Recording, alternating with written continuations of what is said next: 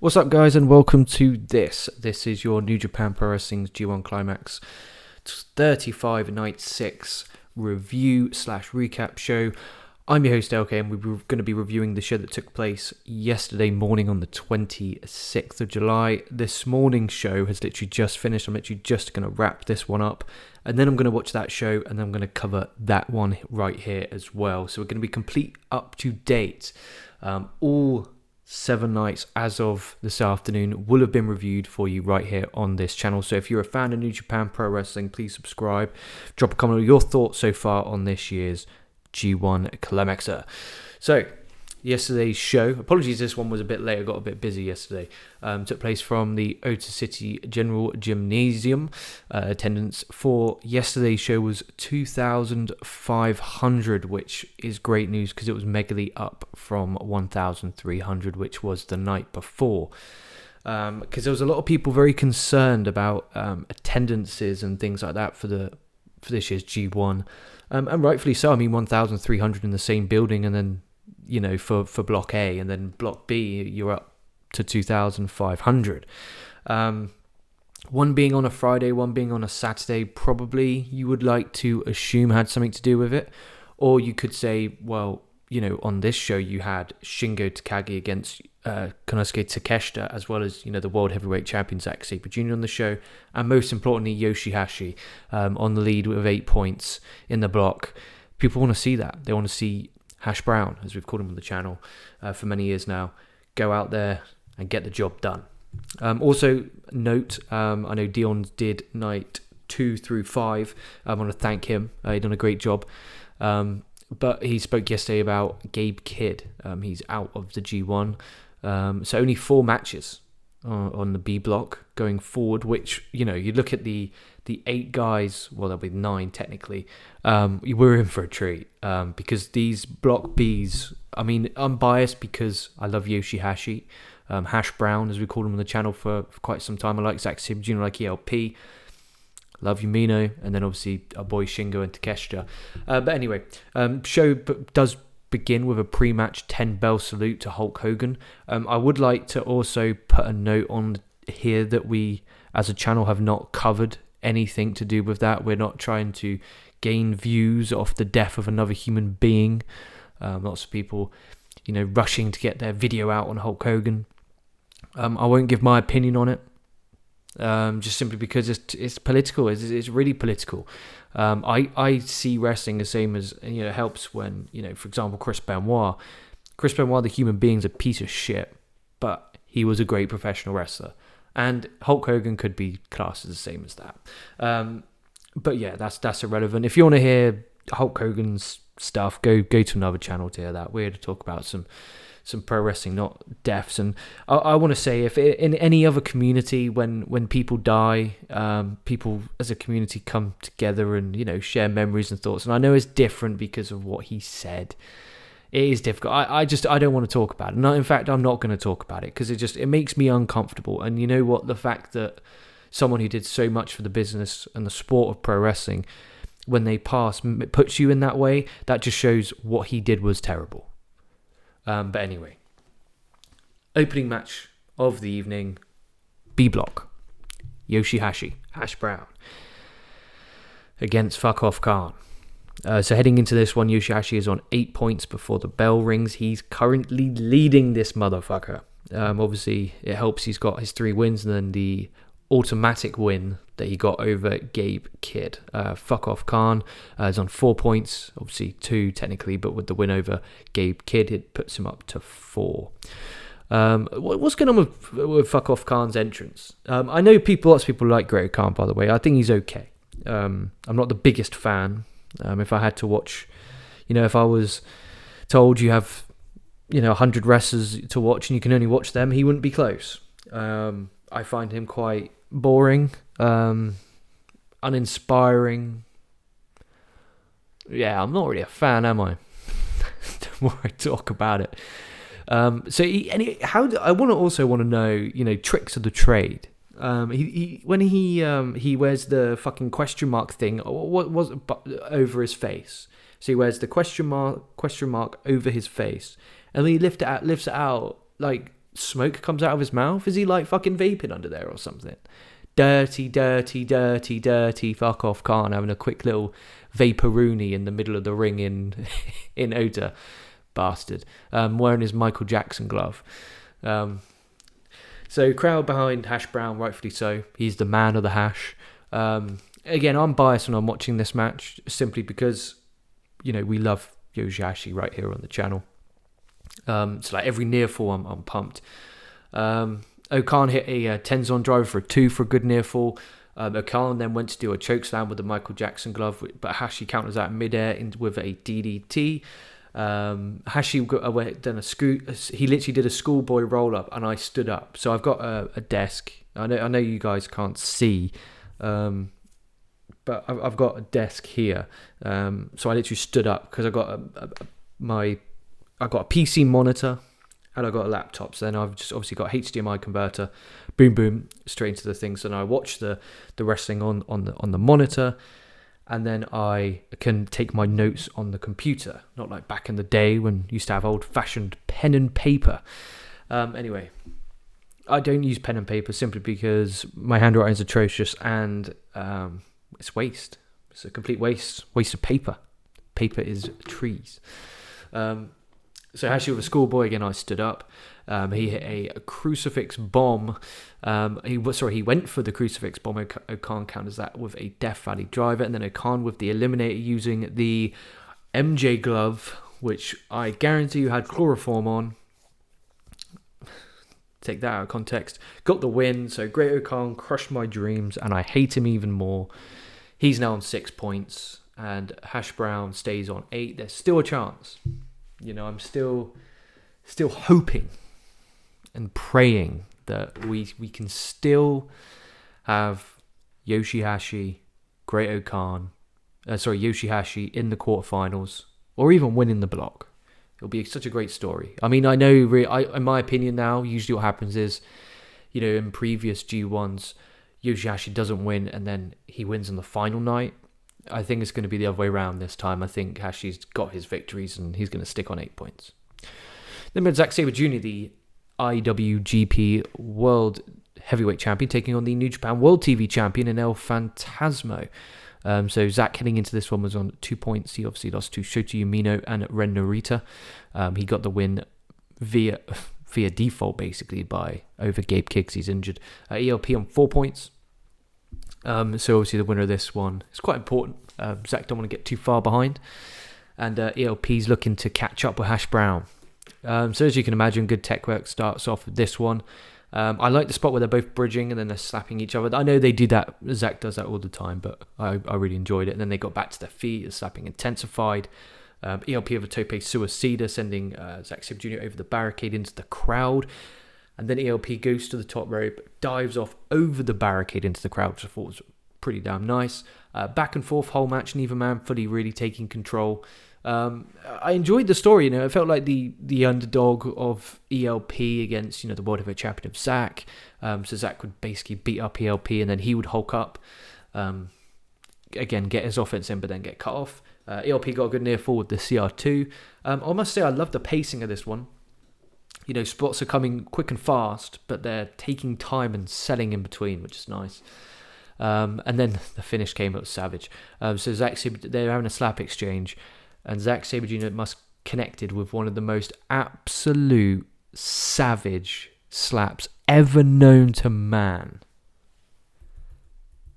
Absolutely uncanny. It really was. It was an absolute savage slap. It burst my eardrums. I had headphones in. Absolutely knocks him out, and then hit a Zack driver for a 2, and then applies the chokehold to get the win. It felt like story-wise, like they were slapping, and then it was like Sabre Jr. just had enough. He's been beaten. He's lost 2-3 of his previous matches. His sole win has come off Gabe Kidd, and he's like, I've had enough, and he just kind of lets his anger out with a slap, and it was absolutely incredible. So he's now on 4 points, ELP on 4. Again, ELP, same as Ren Narita. Obviously, I know ELP's done G1s before, but coming from junior heavyweight going up to heavyweight, and they're really starting to get established. I know ELP's currently the New Japan World TV Champion. It's not the most prestigious of belts, But he's growing more of a connection with the crowd, which is the most important thing. But the match was pretty good. There wasn't a match on the show, by the way, that I don't think was good. We always do win, loss, or tie at the start, maybe a bit rusty, but I'm going to give this a week win. I thoroughly enjoyed this, but the card is great, so B block is for the Kings. But I haven't watched this morning's yet. I'm about to watch it, and it doesn't look as good. Just looking at the card, I don't know who wins. I don't know spoilers or anything like that. So I'm just looking forward to it. Obviously G1, and it's great. And I tell you what a great time for me to start redoing my New Japan content. Obviously Dion's been smashing it out for the longest of time, but really getting back into G1, and I've just fallen in love again with Japanese pro wrestling over the past month. And having the channel is great because it's a reason to watch these shows. I'm not saying I wouldn't watch it normally, but there's an added motivation to watch it. There at B block, we have Shota Umino against Ren Narita. Obviously, both men have defeated the IWGP World Champion in this year's G1. Both defeated Zack Sabre Jr. Again, all nights covered. I covered Ren Narita versus Zack Sabre Jr. and Dion covered Zack Sabre Jr. versus Shota Umino. So Narita on this one on 6 points, Umino on 6 points. Also, winner will tie Hash Brown for the lead. Again, and if you've been with us for, obviously our previous channel got shut down by New Japan Pro Wrestling, which is crazy. That's why we're so scared to put pictures up on the screen. It's just a plain SOS Wrestle Talk when I do the shows. I'm so worried about New Japan doing another strike. Basically, back in 15, 16, 17, 18, 19, 20, me, Dion, we and Jana and Patrick, bunches, there was loads of us, and we grew the channel. We had 5 times the subscribers we got now. The views were great. We're going live every night. And then, we got one strike, and it's like, that's no problem. And then we got the second one, it's like, and then we got the third, and that's when it was like, okay, there's a problem here. And that fucked it. It shut us down, so we had to restart again. And fair play to Dion, he's basically by himself grown it again. So I'm looking forward to putting my effort in. But anyway, as I was saying, so these two young guys, many of us, I'll say us because hopefully a lot of you guys who listen to our content back in 2018, 19, 20, when we used to cover Umino and Ren Narita matches. Back in the day when we didn't have full, all the extracurricular activities we have now, where we'd cover the full shows. We'll get to that point again. If the community grows, and the channel grows, then we'll definitely put in, more videos. But we're just in the process of. Actually, that's not true. Anyway, where the fuck's I going? Anyway, so if you've been with us since then, and that we've watched and covered them as young lions. What I mean by that is, you guys as well as an audience, because we used to have a really good community, where it would be, we'd do a live stream, we would do everything like that. And we watched the young lion matches and we'd talk about them together. So seeing them go from that to then, about to wrestle, to determine co-leader of B block in the middle of the G1, is amazing. I loved it. Just that feeling. I made a note of it. I wanted to speak about it just because it's kind of like, wow, we've seen these guys. That's the beauty of young lions. You do get to see them come kind of from nothing to then, being in a co-main event. Again, this is also a rematch from a really good Korakuen Hall show in January or February of this year. I can't remember. I remember loving the match. It was kind of roughly around the time where Okada was. So it was the end of January, Rumble time, and because I remember Okada was leaving, and I remember making a video about how they need to step up, and I believe they have, definitely have. I mean, look at it. So that would have been a year before. Yeah, because Okada left. He's been in New Japan for over a year, so about a year and a half ago then, I believe these guys had that match. Or it may have been earlier this year, I'm not sure. But that was a really good match. Go check that out. And I did a review of that, believe it or not. So go check that one out as well. This one starts off with Narita using a chair on the outside. Red Shoes obviously a bit lenient to Umino matches. I want to say, Red Shoes, I know you're listening. Have a trim, mate. Have a trim. Have a haircut. I'm noticing it a lot. You're having to move your hair a little bit out of the way. I think it's time where you get that hair, get a bit shorter, mate. I think shorten that hair a little bit, and I think you'd look real top dollar. You'd look the business. You really would. Again, Umino, his moves, and one thing I was noticing in this one, his moves, his offense, his setting is really good, and it's his stuff in between. You know, I'm not saying this guy's shit. I'm a big fan of Umino, and in the future he could be a really big star for the company. But it's kind of like, who is he? What is his character? I don't think he kind of has it yet. And it's kind of the stuff in between, like the moves and stuff he hits are really good. It's just the stuff in between I notice he kind of goes a bit quiet, a bit emotionless. And that's definitely something that he needs to work on. Kanemaru comes out, he breaks up an STF from Umino. Narita then hits a nice slap into a bridge exploder for a good near fall. Crowd into this one. They definitely are, which is really good to hear. Towards the end, Umino does pump up a little bit. But at the start and the opening 10 minutes of the match, as I was saying, that the stuff in between really is letting him down. Narita then hits a low blow double cross for a good near fall, and then a knee drop off the top from Narita gets the win. It's the first time he's ever beaten Shota Umino. So he's on 8 points, tying with Hash Brown, and Umino is on 6. Match is pretty good, nothing amazing, decent enough. You're following a Zack Sabre Jr. ELP match, so they did that, and the crowd were definitely into it. I don't want to feel like I'm really bashing Shota Umino here. I was just pointing out what I've seen. And it's difficult. Someone's trained. It's difficult, that stuff in between, doing the moves, because it's doing the moves, especially in like a match that long. Fuck me. Even doing like training matches, they're going 10 minutes long, and you're thinking, right, cool, I've got to do this, I've got to do the shine, and then the hope spot, and then the cut off, and then back to the hope again, and then and it's kind of like whoa. You're trying to remember everything, and then especially when, in fairness to Umino, he hasn't exactly got a character to really dive into.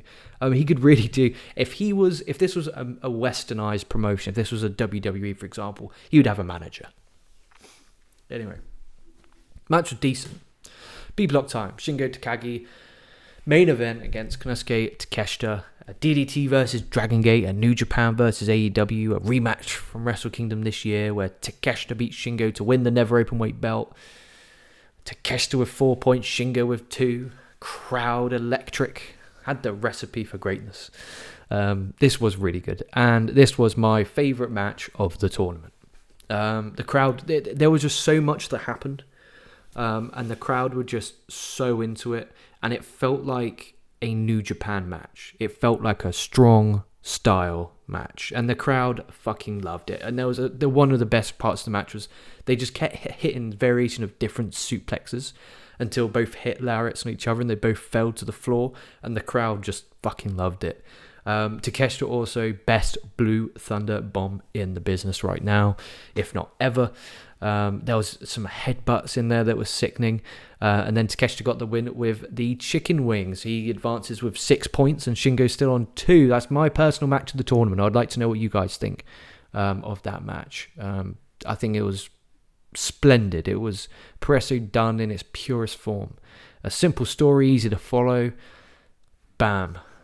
Just two guys beating the fuck out of each other. It was absolutely splendid, and it was a privilege to watch. My match of the tournament, I'm interested to see what Dirty Dave, Uncle Davey Meltzer says about this. I don't normally give a fuck, but I'm just curious to think, because that's got to be when you've watched so much wrestling, you kind of can gauge what you think he's going to give. I reckon he'll give that a 4.5. I reckon, when that shit comes out. But who cares? Who gives a fuck? What's your opinion? I'm more interested in what you guys have to think. So then, mind, guys, thank you so much for watching. You can follow me on Twitter at LK Wrestling. I post when I'm not behind on things because I don't like spoilers. But with that in mind, guys, hope you have a great Sunday. If you listen to this down the line, hope you're having a great day. Thank you so much for watching, taking the time out of your day, especially if you're here at the end, taking 20 minutes out of your day to listen to me ramble and shamble along about the best tournament in professional wrestling at the New Japan Pro Wrestling G1 Climax tournament. So with that in mind, guys, thank you for watching. Stay safe, stay well, and I'll be catching your asses down the line.